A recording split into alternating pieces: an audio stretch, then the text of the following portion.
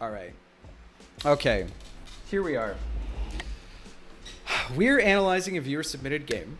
This game was submitted by Narik and is allegedly game 2 of the finals of the Turn 1.5 tourney. I don't know who this was played by. I think it was played by Narik and Dreamer, but I'm not sure, and I don't know who is which color. So we're just gonna comment on it ambiguously. I'm gonna analyze just generally which player is white and black without giving their names because I don't know who's which side. But we're gonna figure it out. Let's get started here. This is bound to be a good game. Michael Bagus says, it's morning in my country. Watching complex chess sounds fun. Well, you're in for a treat. Doesn't get much more complex than 5D chess. All right, here we go. Hopefully this game meets expectations because it's been hyped. All right, okay. Turn 1, knight f3. Most common opening in the game. Nothing really to talk about here. It prevents the f7 travel along the f file. It develops a minor piece. I mean, there really is nothing to say.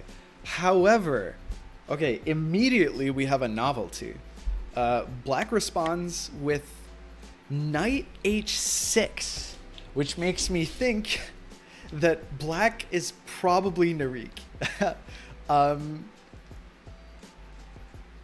Knight h. Okay, so it's the turn 1.5 tourney, and I've analyzed turn 1.5 tourney games before, and I've explained that the idea is that it is played in the standard game mode, but the agreed upon rule is that the white player cannot travel to the board where no one has moved yet, right? So you don't have the degenerate turn 1 f7 sack shenanigans. What that allows is enhanced opening variety. So ordinarily you would never play knight h6 on turn 1 because that enables the white player to travel onto f7 on turn 1. You don't block the path to f7 from the future. But the thing is, if the first board that white can travel to is this board on which the black player has already played a move, then knight h6 is perfectly fine because it defends the f7 square. So if you do a travel onto here, then this knight will just immediately recapture and you don't get degenerate tactics. So this is exactly the type of opening that this game mode is created in order to enable. So it's cool that we're seeing this. A lot of turn 1.5 games are just played exactly how basically a turn 0 game would be played anyway, or even a standard game, because those are the openings that people know. Those are the structures that have already been explored. That's the theory that's been developed, etc. So very interesting. The knight h6 is interesting. Let's see how this goes. I would imagine that you, as white, you probably absolutely do not change your game plan. I mean, knight h6, it's fun because it's irregular, right? And you do it because you can. I suppose what it enables. Okay, so if I'm making a good faith effort here to justify this move or to point out its strengths, I suppose the thing about the f6 square is that you kind of make a decision inherently when you play this game. There's a sound outside. I think someone's setting off fireworks, maybe? 4th of July was like 2 weeks ago. All right, okay. Anyway, so I got distracted. Either that or someone is like hacking at my door downstairs. Whatever. I'm streaming live, so if an axe murderer jumps in, someone send the VOD to the authorities and they'll figure it out from there. Okay.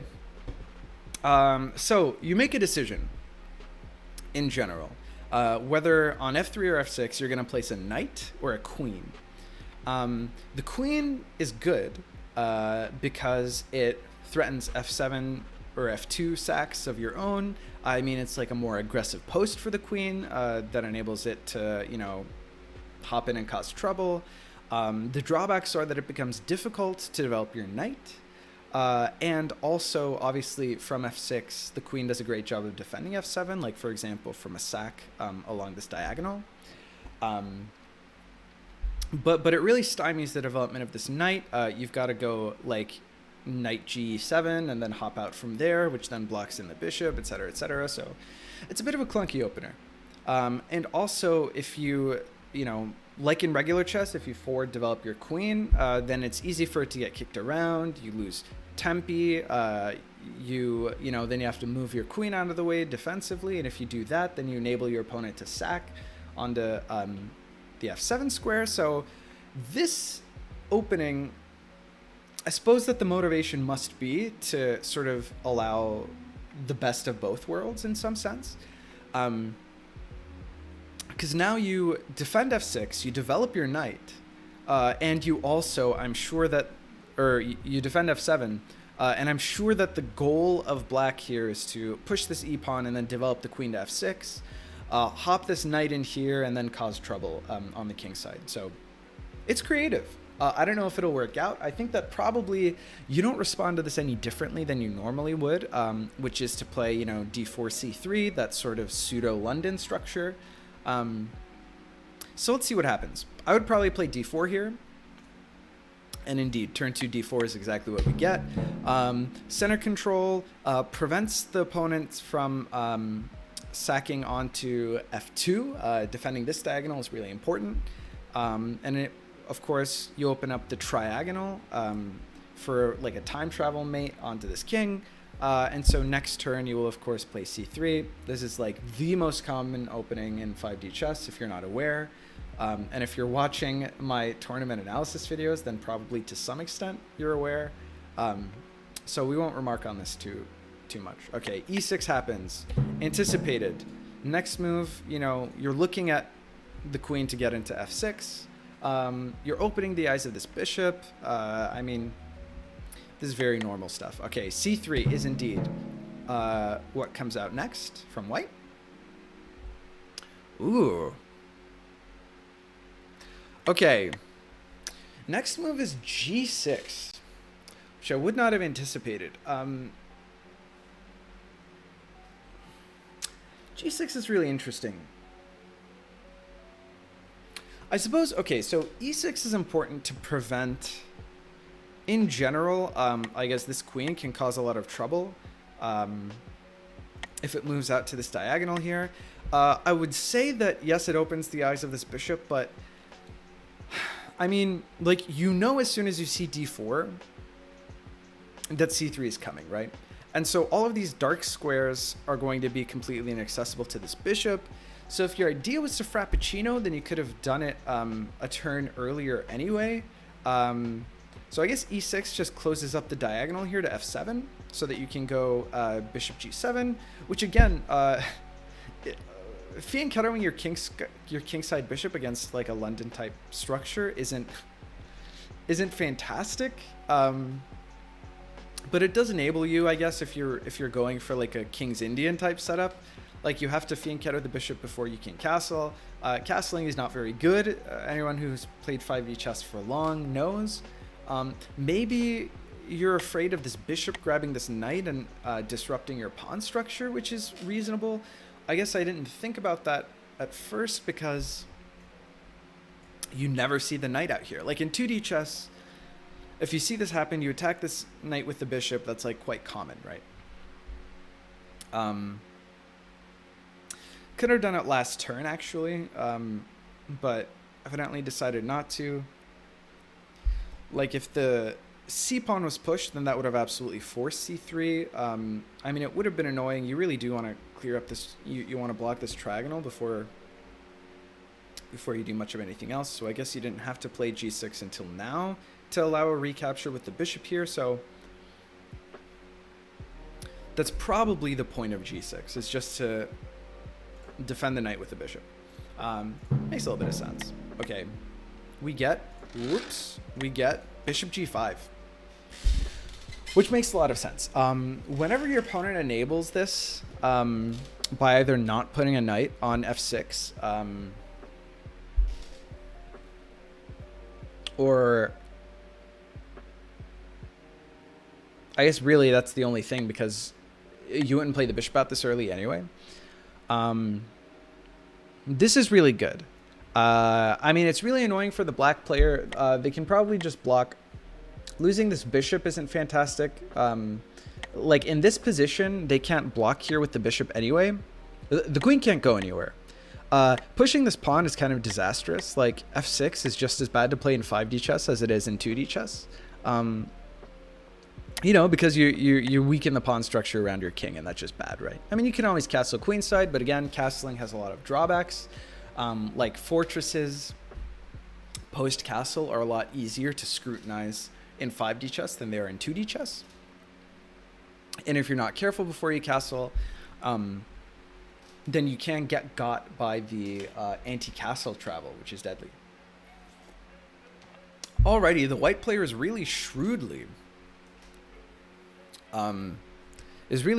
challenging this unorthodox structure that the black player has played. This is super annoying, because it's like, how do you deal with this? Because normally you would like move out the bishop if there was like a knight on f6 already, or not. You don't really need to, because the queen is just defending the bishop anyway. You can recapture, or the queen is defending the knight rather. Or if you had the knight on g8 still, you would move it to f6 to block, right? Here, you can't block with the knight because it's out here. You can't block with the bishop because then you give up the knight for free. So actually, this is super annoying and basically forces f6. There's no other move to play in this position, which is like a really good catch by the white player. Granted, okay, so it's actually kind of obvious. It's like, you know, you're trying to develop your pieces. This bishop is blocked in, and you know, you're not too worried about this knight. You want to push this to open up the queen to the king side, and to, you know, open the eyes of the bishop, and to defend the knight. And so before you do that, in like all of these structures, you move your bishop out to either f4 or g5. That's just what you do. And if you can kick this queen, then it's very obvious. It's like a very obvious move. It just jumps out, right? The other great thing about this is that if this queen ever moves, like if this queen was at f6, then it would actually be fantastic to play bishop g5 anyway. You skewer the queen, and I've talked about this before. I still haven't pulled this out in a regular game, but there's a fantastic 5D tactic here, which I won't delve into too deeply, but basically, if there's a queen here already, then you would still want to play this move, because it kicks the queen. Queen's got to move out of the way, otherwise you lose the queen for the bishop. Obviously terrible. And then you enable the bishop to move out here, play bishop d8, checking the king one turn in the past. And then if that king recaptures, which is the only legal move, then suddenly you have the opportunity to travel with a queen onto c7 the turn before you make that bishop move, where it's undefended because this queen is out here and there's no other defender of this pawn. And that will check the king the next turn, where it's moved onto d8 because you checked it with the bishop here. That's called a Tchaikovsky trap, or a Tchaikovsky attack, which is fantastic. Anyway, at this point, we've gone on a little bit of a tangent, but my point is that no matter what in this position, whether this queen is on f6 or otherwise, this is like a fantastic move to play anyway. Only response here, like we talked about before, only reasonable response is f6. And already, black is on the back foot. I mean, there isn't like an obvious way that you that you attack this structure as the white player immediately, but you've got to move back your bishop. Okay, so the obvious play here is actually to move the bishop back to f4. Why? Well, for one thing, a travel, you maintain pressure on the knight, you threaten a travel onto f6 here one turn in the past, like on this board, not next turn, but the turn after that, you'll be able to travel here, forking the queen and the rook. It's a 2-turn travel in the past, so the pawn can't recapture it. It's defended by the bishop, so the queen can't just come in and clean it up. So actually, I think this is the obvious flight square for the bishop, and indeed that's what we see in the game. Fantastic. Okay, what do you do in response to this? This is really spooky. I don't know what black does here. What do you do here as black? Pushing the pawn is promising but scary. The thing about the pawn here is that it stymies the development of this knight, and if you push this pawn and you allow the knight to jump in here, then that's really scary. So that doesn't seem fantastic. You could kick the bishop here. Honestly, if you kick the bishop, the white player might even just sack the bishop to open up the pawn structure here. Probably not. Not now that I say that. Is there any clear drawback?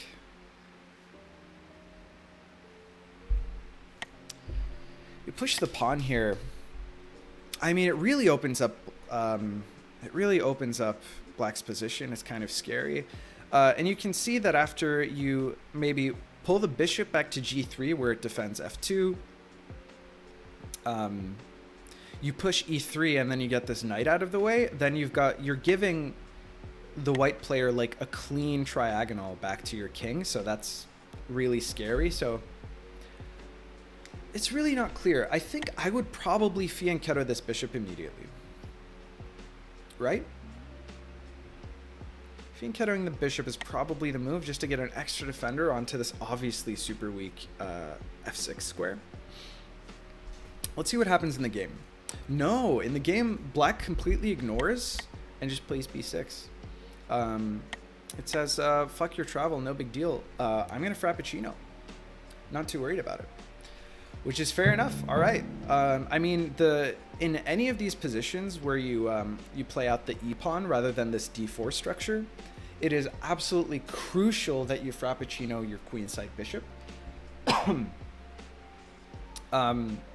To place pressure on this knight, and that is really like the foundation for most of the attacks. I mean, listen, you've pushed e3, there's no way that you're going to develop this bishop on your king side anyway, but also this bishop on this long diagonal is really like a crucial resource in cracking open the king side and attacking this this knight on f3. So makes a lot of sense. Black's got his priorities in order. We get e3.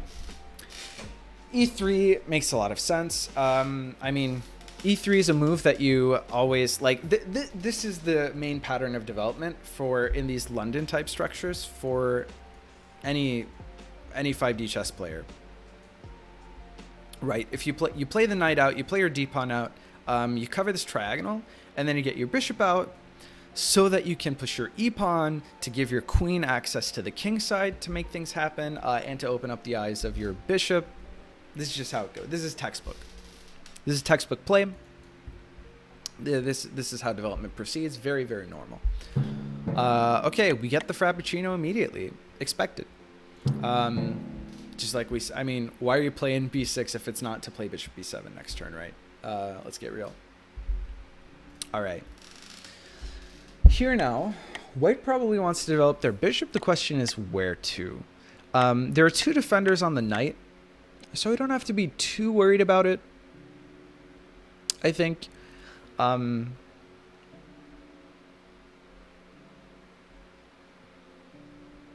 think the most obvious. Okay, so there are two obvious squares for this. Well, okay, there are 3 candidate squares for this bishop as far as I'm concerned. There's e2, d3, and c4, and all of them involve, well, okay, so e2 is certainly the most passive, the most defensive. It just adds an extra defender onto this knight. Not super necessary. You really want to avoid like being too proactively defensive in 5D chess. The best defense often is a good offense because it's impossible. It's easier to generate like a greater multitude of 5D threats than it is to prevent your opponent's 5D threats. Just in general, I think that attacking is stronger than defending unless you're in danger of overextending, which at this stage I don't think white is. So really you have to ask yourself where as white you think it is more critical to attack. These two pawns are what your eyes should be drawn to as the white player here. Why? They are singly defended pawns. Singly defended pawns are a serious liability in this game. How is that? Well, imagine this. You have a piece attacking this e6 square. White doesn't have any clear way to defend it except for maybe pushing up a queen, right? The fact that this queen push is possible probably makes the g6 square a preferable attacking square. So, but we'll get back to that. Let's say that you pull your bishop up to c4, right?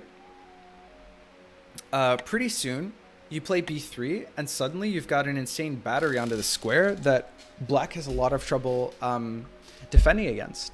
Why is that? Well, if you've got a queen here and a bishop here, then this threatens mate anyway. Because the bishop takes, probably checks the king in the past, only move, pawn recaptures, and then queen recaptures his mate, right? But that's not all. You can do bishop here, attack this pawn here. After a recapture, play this queen out, and then travel onto this now undefended square on that board. Granted, that's not immediate mate if your opponent hasn't created a timeline yet, because when you travel to that square, then the king won't be attacked. But if you play the bishop out, attack the square with the queen, then you can always do something like move back to a board on which there was either a queen and or a bishop attacking the square, and make a capture onto this square with your queen from the future. And then you've got like a triple battery of like queen, bishop, queen, or something insane onto e6, and your opponent is as good as that. It's just really difficult to defend in that situation, right? Okay, so same argument goes, but for the g6 square, which is much more crucial because it's less easy to get an additional defender onto it. You pretty much force like a rook g8 type move. If you play something like bishop d3, because after takes, then this threatens mate. Or maybe after bishop here, you just play queen c2 to threaten like a bishop battery, a bishop queen battery here. You can take with the bishop, checking, and then after recaptures, you can travel a queen onto this board. And then on that board, like it forces something like a knight move here when you travel back here with a queen. Or maybe the pawn recaptures, and then you recapture, and then there's a knight move, and then you sack the bishop into the knight, and then you get a mate. These are like classic. These are the ideas that you have to should be coming to mind when you see a position like this where your opponent has willingly weakened his pawn structure. The other potential move here, which is slightly more questionable, but I think actually looks pretty strong, is this play here. Why is that? You threaten your opponent's queen, which kind of forces the bishop to block here, or the queen to sack itself, after which you either capture this rook with this bishop or this knight with this bishop. I think that looks really strong as well. Without this pawn here as well, the knight can get in and do some real damage. So I think that this travel looks devastating. But certainly moving the bishop out is more solid. Let's see what happens in the game. It is bishop d3. All right. Validation. Feels good. All right. So basically attempting to take advantage of the weakness introduced by Black's sort of unorthodox pawn structure here. So very clinical. In response, we had knight g4. Okay. When your opponent does this, you have two options. You either tell them you believe them and attempt to shore up your position with a move like rook g8, which is probably what I would have played, or you double down and you say you think you can attack me. Well, I think that I can attack you first. This rook, this knight here does defend this pawn, which I think is important to get a second defender here. It also obviously threatens a sack onto f2. So in general, I think that in response, it's not the easiest. The fact that there is a pawn here, like if this pawn was on f7, then this would be super scary, because after captures, then the king can't really recapture, because if you have knight takes f2, king takes f2, then you have bishop takes f3, like I was saying earlier. The bishop is like integral to all attacks here on the king side. Checking the king one turn in the past, then either queen recaptures or king recaptures. And then queen here either wins the game immediately or threatens a travel 2 turns into the past onto f2, where it's defended by the king or by the knight. And if not, then just takes and then check with the knight. And then, you know, if you have a queen sacking onto this square on this board or maybe the previous board, then it forces the king to capture there because it checks the king in the past on the other board. And once you've drawn the king out, then you can check, and then the queen is made on the new timeline. So lots of crazy stuff going on here. Unfortunately for black, there's a pawn on f6, which prevents the queen from hopping into h4, which is a crucial mating square. So white can actually ignore this and just kick the knight, which is exactly what happens. White says, I don't believe you. Kicks the knight with h3. Black says, all right, then let's agree to disagree, and just sacks on f2 anyway. And thus the fun begins. Okay. Here, you obviously recapture. What else would you do? If you lose this knight, or this rook, that's really bad. First of all, if you don't move the queen, then you've lost a queen for a knight, which, like, what are you doing, right? You've pretty much lost. It might not seem so terrible to lose the rook. The only problem, you know, it's like, what else is this knight going to do from here? The only problem with that is that the knight soon, from this position, can potentially travel to like a square that's really annoying, where like you can take this bishop, or you can take this knight with the bishop if there's a knight on h1, and then after recaptures, you can travel the knight 2 turns into the past onto g1, which will be undefended if this knight is gone.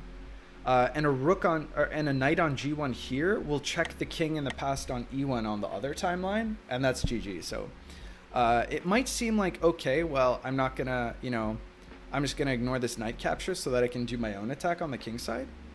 But then you get wrecked. I think that was season 1 of the 5D Chess League, a game that Romad played against Graven. I think Graven allowed that capture to happen, and it turned out it turned out sour for him. So here, king takes. No reason not to. If the queen can't get here, is what the white player is thinking. Let's see what happens. King f2, Bomb Cloud, turn 9. Okay, we get f5. Basically threatening mate here. Really the only thing that you can do in this position is probably to play g3. G3 threatens the h4 square so that the queen can't come in here to either deliver mate or threaten a time travel. So that's crucial. You really need to do this like this turn. I guess the alternative is maybe something like h4. so that if the queen ever comes in here, then you can grab it with the rook. I think that either work. Moving your pawn twice always feels bad. So like developing a pawn here instead of moving the other pawn twice is like a little bit more attractive. It potentially traps this bishop here, so that's not so good. Like if you play g3, then potentially your opponent plays g5. The only issue with that is, of course, that you take and you kick the queen, and then that's actually pretty bad, so maybe not so much of a concern. But in the game, it looks like g3 is played. And in response, we get h5. h5, h5. h5 is interesting because it weakens a square that I find pretty crucial.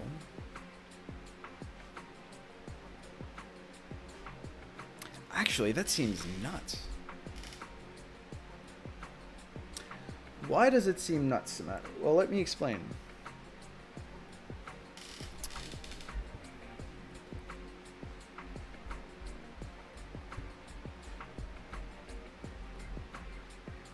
Weakening the g6 square like this. I mean, okay, so I talked about how the g6 square being singly defended was bad. How about it being not defended at all on the king side when you've lost your knight? So like imagine this. You push this pawn in like 1 or 2 turns. Maybe you play h4. Then you play g4. And then you swing your queen over and then travel to this square on this board. You now have a queen checking this king. This king can only move off of this board now. It can only exile. And it's not going to exile to anywhere very favorable. And if it exiles, then it's creating a new timeline from which the queen here on g6 will likely be attacking through the empty f7 square, e8 on the other board. And if the king doesn't exile, if the king moves to like, I don't know, e7 or something, then you've got knight e5 on the board mate. So like that travel, you've got to be scared of that travel. And you could prevent it, I guess, by pushing this pawn up. But then the bishop takes, and it's just a big mess. You've lost this pawn now. You enable like wacky travels onto, I don't know. F5 here seems insane. But let's see what happens. h4, okay. Immediate h4, which is what I anticipated. h4 enables you to simply push your g-pawn, because if you don't play h4 and you push your g-pawn, then suddenly you allow bishop takes here, and then after that, the queen hops into h4 and mates. If there's no pawn on g3. So this is a prerequisite to g4, which is a prerequisite to a lot of scary stuff. h4 here makes sense. Bishop h6. What a move. What a game. What a crazy position. This looks really bad for black. But it is 5D chess. You never know when your opponent has a venomous sequence up their sleeve. So I don't really know. I really don't know what to make of this. This is quite annoying, kicking this bishop like this.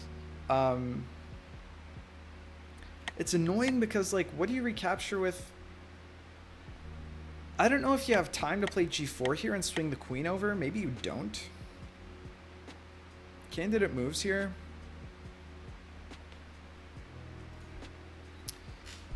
Defensively, I think that encouraging this trade is pretty mandatory from black's perspective. I've returned with gummy bears. Welcome back, Crazy. Thanks for reminding me that I've got candy, by the way. I think my voice is really going. We're coming in on 8 hours of stream, so that's to be expected, I guess, but I might pick up the pace here. just to get through this while I've still got a larynx. What are your options here?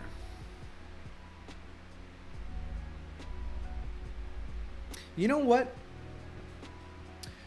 I cheated a little. I looked over for inspiration to see what actually happens in the game. And I think it makes a lot of sense. I think that it does, in no way does it behoove you to actually engage in this exchange yourself. Because if you grab here, then this rook recaptures on h6 and gives g6 another defender. And what is actually being threatened, you might be like, oh no, you know, he's going to enable the bishop sack here. But if the bishop sacks and you recapture with this g-pawn, dude, queen here just threatens... I was going to say 2D mate, but it's like 2D 5D mate. It's like not a travel, but like on board it threatens mate if you open up this g-file, right? So what white does here, and I agree with this, is white just develops with knight bd2. Got to get that knight into the game. And the knight does have a solid path toward the king side to develop here. You've got knight bd2 into knight c4, knight e5. Putting pressure on this undefended g6 square. Kind of making for a really scary attack. I do really think, though, that g4 at any point in time is probably really good.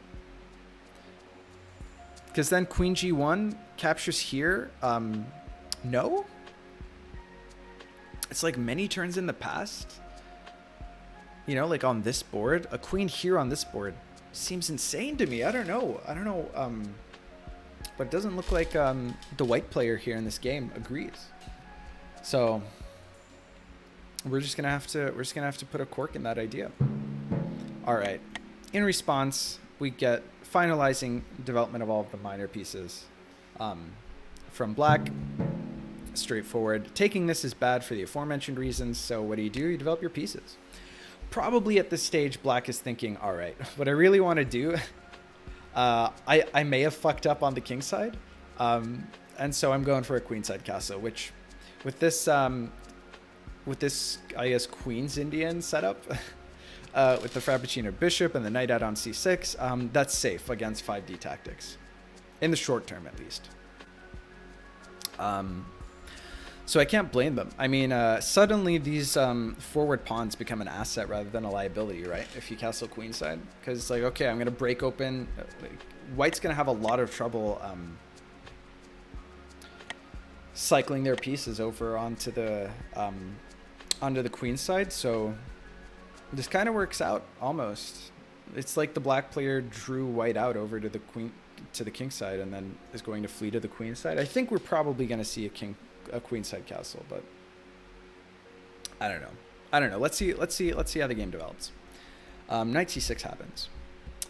G4 happens. Oh, finally. Okay, thank you. The idea of g4 is 100% queen g1. And I think that this is the right turn to do it so that the queen, let's see, will go here next turn. So it will go here on that board. Okay, it will go here on white's next turn, here on this turn, here on this turn. Okay. All right. Okay. The white player's got the right idea. The white player's going for this queen sack, and this is the right turn to push this pawn in order to make that possible. Fantastic. Let's see how black responds. And that is a really nasty travel. I mean, when you see h4, if you're in the 5D attacking mindset, alarm bells should be going off. It's like, okay, travel to g6 immediately. Who are the players in this game? Please input skill. I'm not sure. I think it is Narik. If I had to guess, this is a Narik submitted game. It's in the finals of the 1.5, turn 1.5 tourney. I'm not positive, but I think Narik is black and Dreamer is white, but I don't have confirmation. So I don't really know. Let's see. I asked Narik. He hasn't responded. It's pretty late, so that's fair enough. But I'm not sure. I think that black is Narik and white is Dreamer, but I don't really know.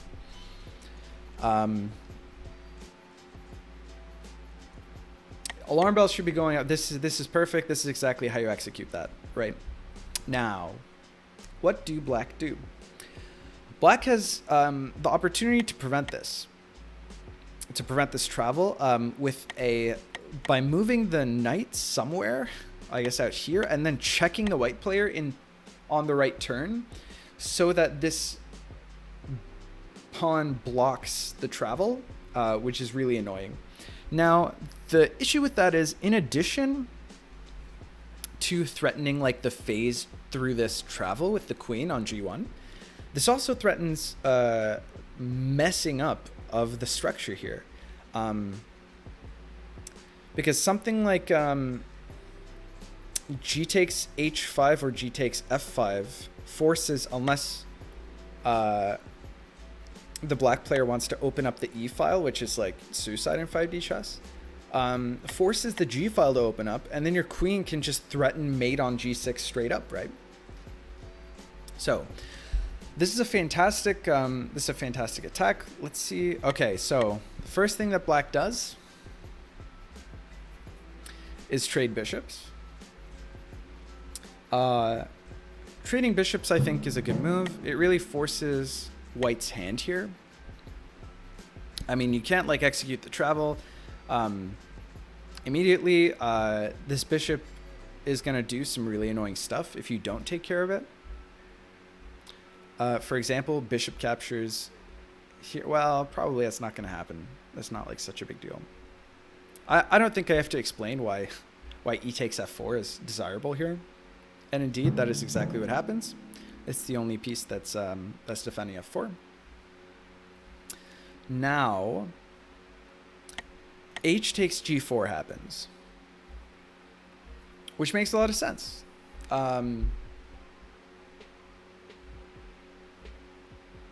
It does set up for, well, does it get there in time? I don't really know. I don't think it does. I think that after h takes g4, it makes sense because, you know, it prevents like white from damaging black structure, and it also threatens this knight. But as the white player, you 100% ignore this and you go for the travel back onto g6, the turn after h6 has been h5 has been played. So right here, and this is the turn to do that. That's exactly what happens in the game. Okay, I think it is at this point that the black player realizes what's happening. It's like, I don't understand. Why would you hang the knight? And indeed, this knight hasn't moved in time to enable this bishop check to prevent this travel. So what do? You prepare a Jurassic, is what you do. That's the only defense. Okay, white player travels to g6. Exactly, we saw this coming from a mile away. This travel happens. Now you can see it on board, what I was talking about earlier. Absolutely devastating travel. The crazy thing about this travel is that you can't even like exile the king anywhere too helpful, because on this board, like when on white, after white's next turn, white can do basically anything here. Let's say move this knight up in order to check the king up here 2 timelines away or something. Then on the white player's next move, this king will be attacking this king on this square because f6 or f7 is unoccupied here. So this queen here, you can't even run away with the king. Like all of these moves, this move loses on the spot. It's like it is not a legal move. But, well, okay, it is. But then white goes here, right? And if, or white checks here, and then immediately this queen captures this king. So like, that's not good. You can't move here because then this is made on the board. So it's just really bad news bears. This is the reason that black set up this Jurassic. And we get a full reset. We go as far back as it goes, all the way to turn 3 e7. This is black's only hope. They recognize that, and they go for it. All right. Now it's a whole new ball game. The clock is ticking. The thing about this is that actually black has hope here. Black has hope here. Why do I say that? We actually go back in time to before the black player made the questionable decisions with their pawn structure. And so it's actually going to be very easy, I think, for the black player to be able to set up a recapture onto g6. Hold on. Now that I say that, I'm not sure that I quite agree with myself. Probably as white, what you do here immediately is capture this bishop, because from 2 timelines away, the bishop on h6 is going to be able to capture this queen on g6. And it's going to be difficult to set up a different recapture. So I probably just lock this in right away, if I had to guess. No, you get bishop g5. Okay, the white player thinks, all right, bishop g5 is interesting. I think it's a pretty disciplined move, or maybe it's greedy. It's hard to tell.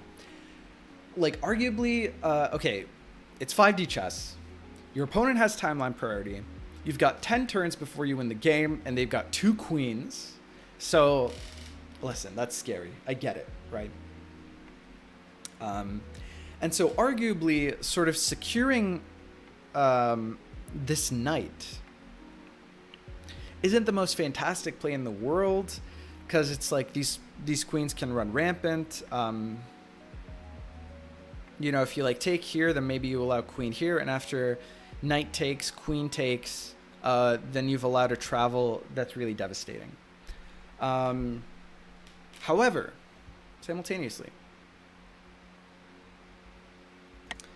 after queen capture here, what you've done here is you've pinned a queen to a queen, or skewered a queen through a queen. Basically, you threaten winning a queen, which seems safe on paper. However,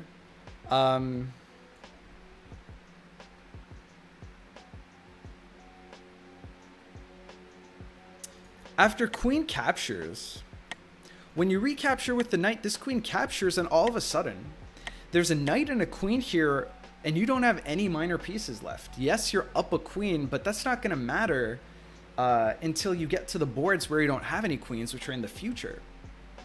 Arguably, the right play here might even have been something like g3, just to prevent all of these queen shenanigans in the first place.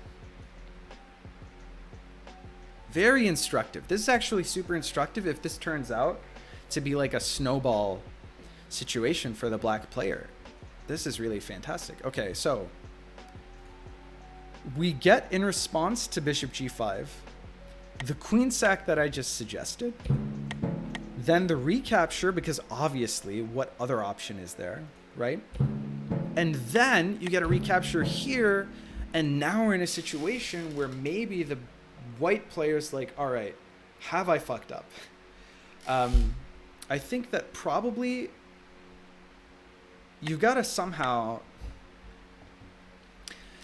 defend yourself here. I think that g3 is a fantastic candidate move. The move that we see on the board, and I am hurrying a little bit here, so my apologies for if it seems like I'm rushing through the analysis, but my voice is really giving out, and also I haven't eaten all day except for some candy on stream. So my stomach's not feeling fantastic. I'd rather get through this quickly than limp over the finish line as we cross the 8th hour mark here of the stream. But I think that these are, you know, we can do this a little bit more reactionary rather than proactively, and I don't think that the commentary will suffer. Queen d2 is played now.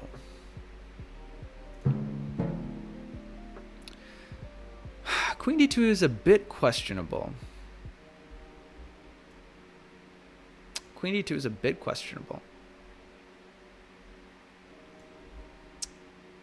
The nice thing about this is that, well, okay, so you want the queen trade. If the queen trade happens, then you feel pretty safe. All is well, more or less.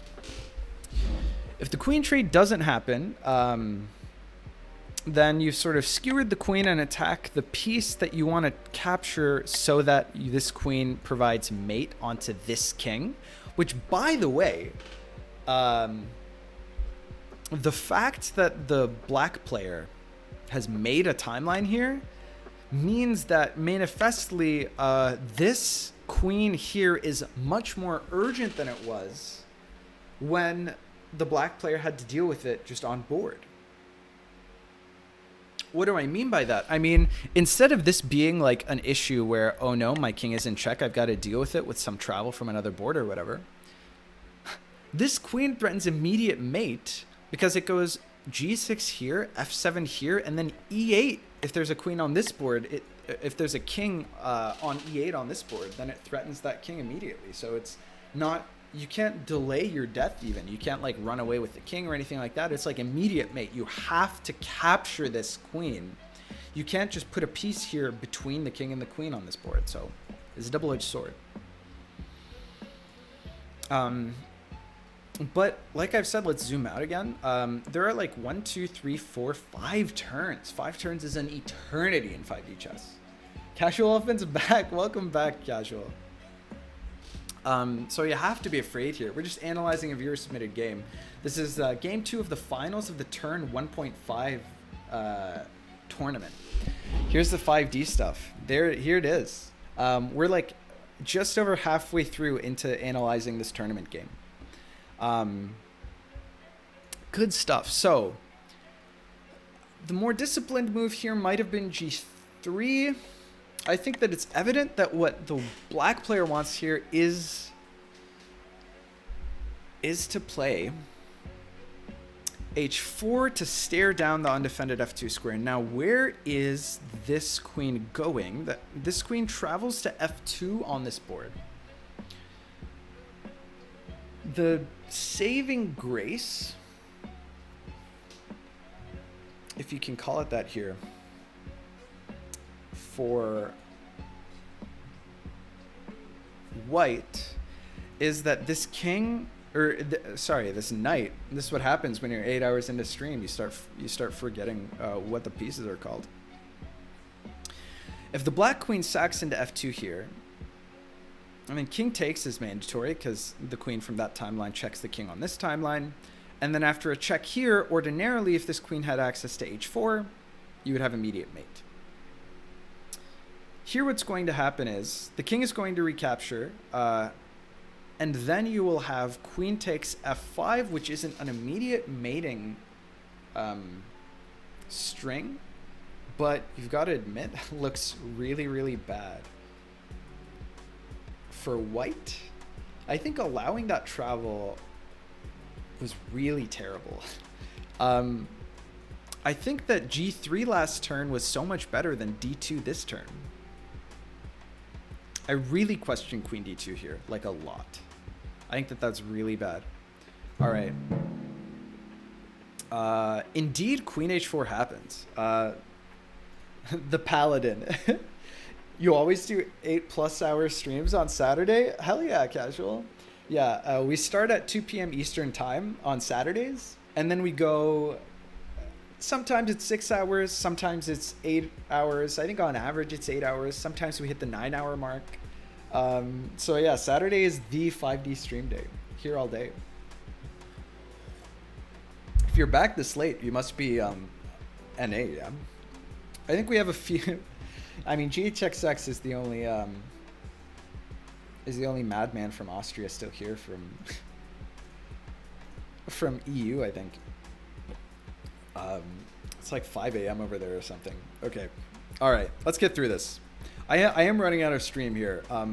My stomach's starting to complain. I haven't eaten in like 10+ hours, so. Okay, GHXX has a broken sleep schedule? Yeah, evidently. I had no idea. From his sleep schedule, I assumed he had to be NA. But no, apparently he's just insane.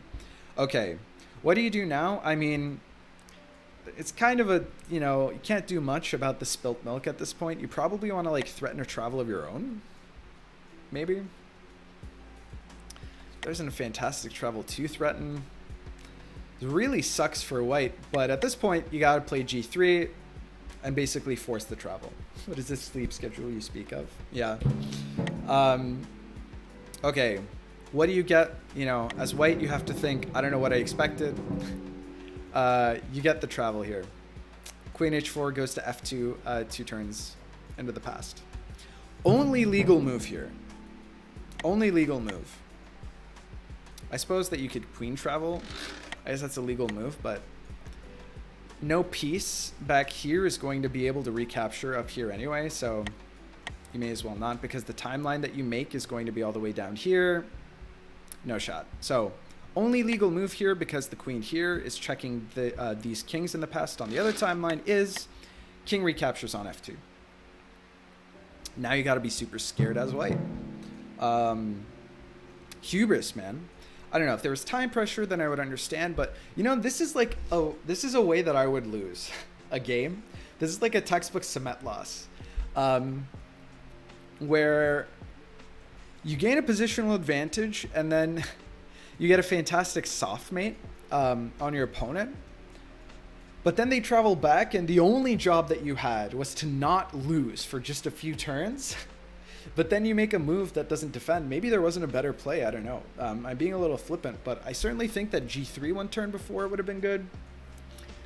I mean, then you get queen f6. Then maybe you can play something crazy like f5, and then that prevents like the travel. I really don't know, man. Non sequitur, is there a name for moving the rook over one square to create a time pocket to move back to? There isn't. We just call that setting up a Jurassic. Jurassic rook in general is the term for when you move a rook many turns into the past. And so moving the rook over one turn, or, you know, one square to set up for the Jurassic, we just call it setting up for the Jurassic. Yeah, Jurassic rook. I think there are some good memes in the Discord where it's like the Jurassic Park logo, but with rook or whatever. I might make that one of my emotes. I do need to find a way to fill in my remaining 3 emote slots. We had so many subs because of all the channel point redemptions. I still have to fill in those emote slots. Okay. Anyway, I mean, this is only move. Knight check here immediately makes sense. Probably the queen taking here makes just as much sense because you threaten mate here. The queen goes back, then you threaten mate here. I don't know. I don't really know.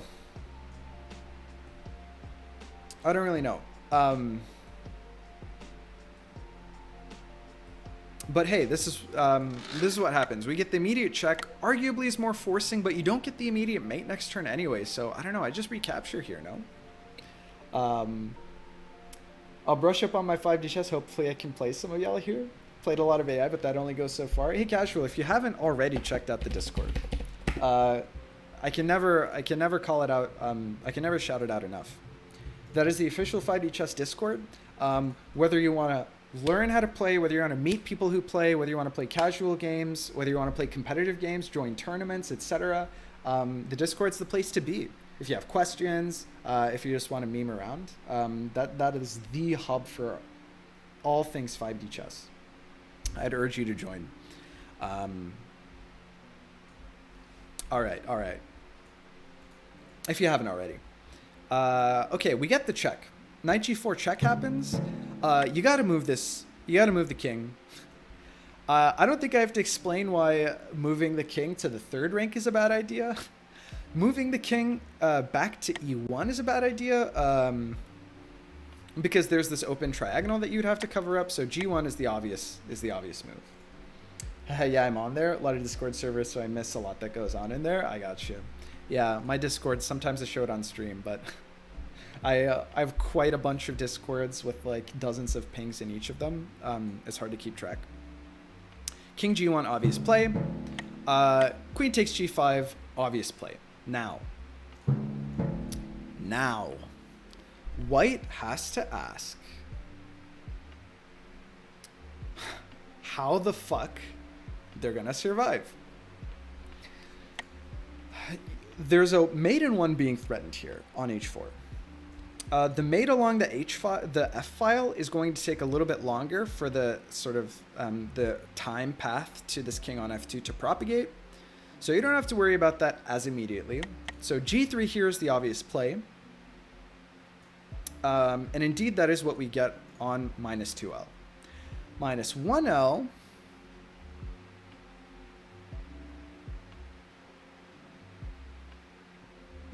We got king d1.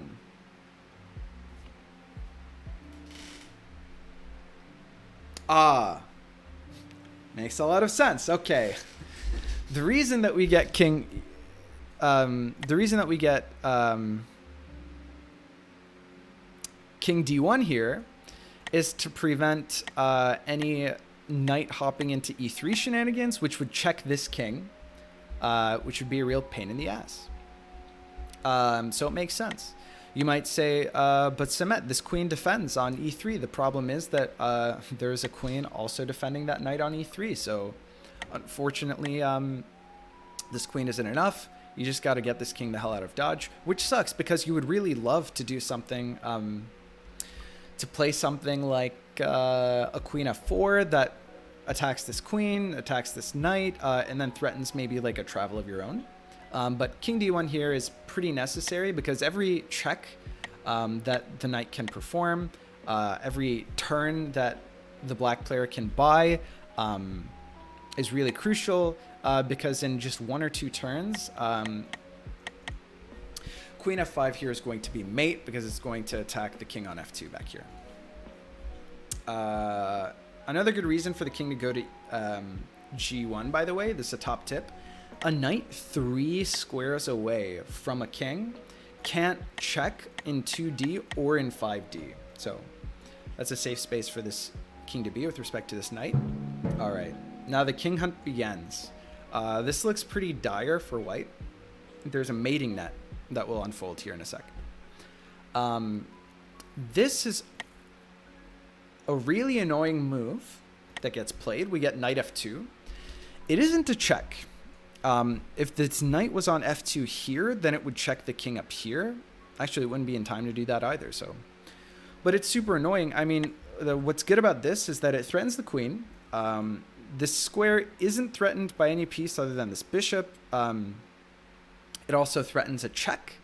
And on this board, you're not doing much else. You're just waiting for, I think, next turn. Okay, so we've got the king is on f2 here, f3 here, f4 here. So next turn, I'm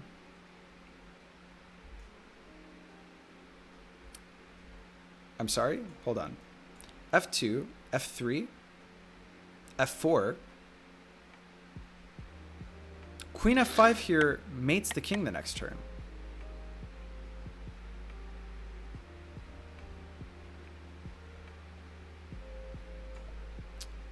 King is on f2, f3, f4. Did the black player miss mate?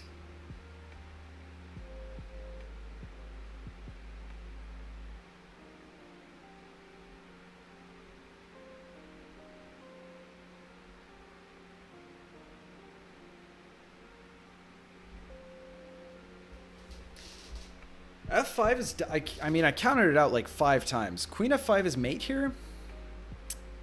Is there something I'm not seeing? Is there time pressure? Is this square defended? Absolutely not. Uncharacteristic in the finals of the 1.5 tourney to just miss mate in 1. I mean, you can't deliver a check here, so it's not quite mate in 1. The white player can still travel. But if they're going to do that anyway, why wouldn't you soft mate here? That's crazy. Queen f5 was mate here. All right. I can't figure it out. Can't figure it out. Can't tell you why queen f5 wasn't played here. It would have been mate. Definitely would have been mate. All right. It is what it is. Okay. Carrying on along. Okay. g4. You hop the knight in. Why not, right? There's nothing else for you to do. It's not like you're going to be able to develop your bishops anytime soon. You hop your knight in. You're gonna cause trouble. I don't know. Makes sense. Makes sense. No need to overanalyze. Now, that's why it was the more stylish mate, but it's not mate. It's not. Why would you ever do that? Because this can be captured. Like, this knight can be captured here, or it can be captured here, right? Why would you not mate a turn earlier? just for style points? It doesn't make any sense. It's probably for style points. No, Noriko's black. It's probably for style points. Listen, I guess, you know, there's an adage on the stream, if you haven't been around for very long, we like to say, if you find mate in one, look for better. This is precisely what the black player has done here. This void check is cute. It's really clever, actually. So for those of you who don't understand why this is check, this knight is on f2, and this king here is on f2 as well, because of the f2 sack that the black player performed forever ago at the beginning of the game. So this knight is challenging the square, threatening the square that is 2 timelines away and 1 time away, which is flashy. You know what? If I had seen this ahead of time, maybe I wouldn't have been able to help myself either. I don't know.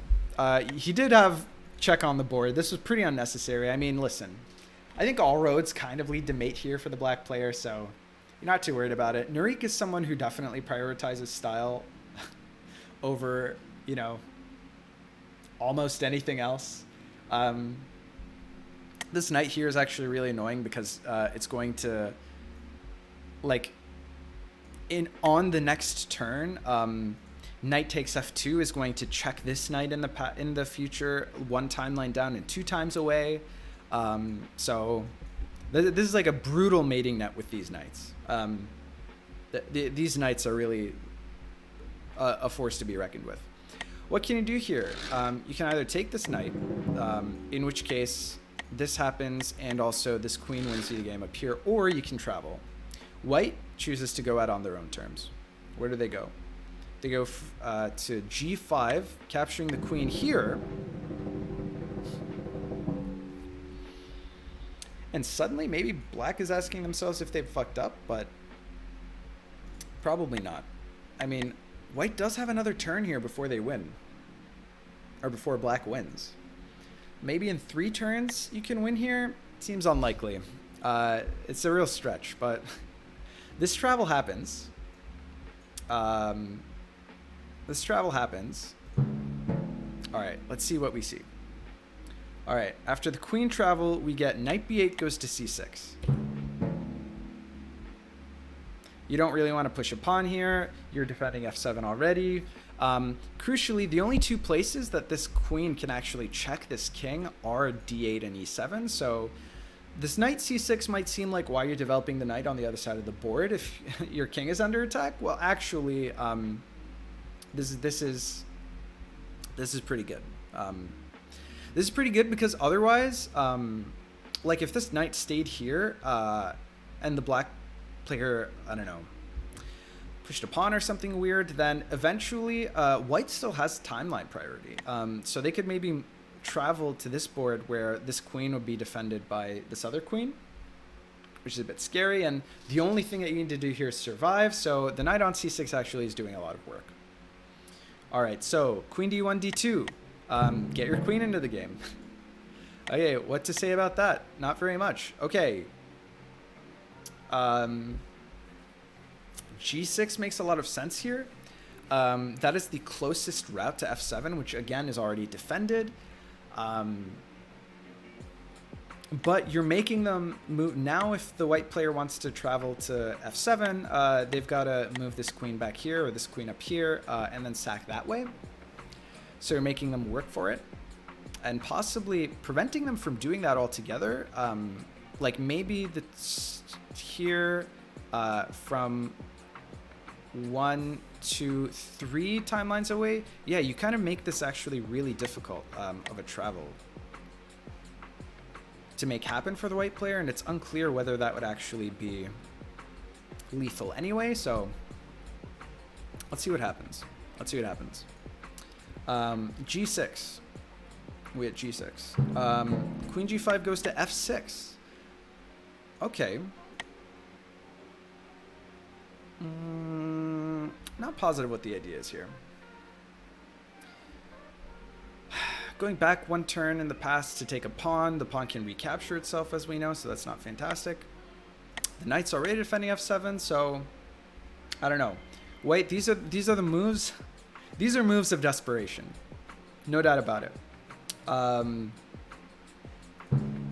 c6 knight goes to d8 to add another defender onto both e6 and f7, leaving nothing to chance. The queen on d2 goes to g5. Setting up a travel, probably, yeah? I don't know where you'd travel to. Or how. I guess what you're doing is setting up a battery here, yeah?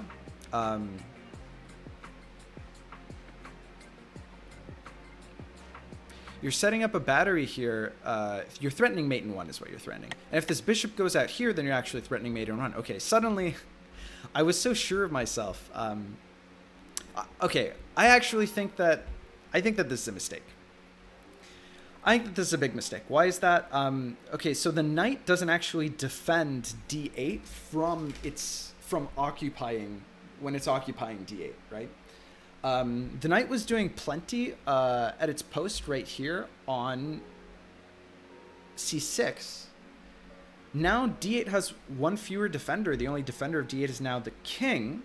So now if we've got a queen battery here, you know, the black player's in trouble. What does knight d8 really do? It adds another defender onto f7, but I don't think that was a big deal. You've already got the 2. I don't think that you could actually travel in time. Like if you do a travel onto f7, then this pawn is going to recapture itself anyway, and you're about to win up here. By the way, none of this would have happened. There would have been hard mate on f5 here. Well, okay, it's soft mate, but it's not a square that's accessible to the white player. So the only reason that black didn't win here on this turn is because they wanted to be stylish. So let this be a lesson, kids. Okay.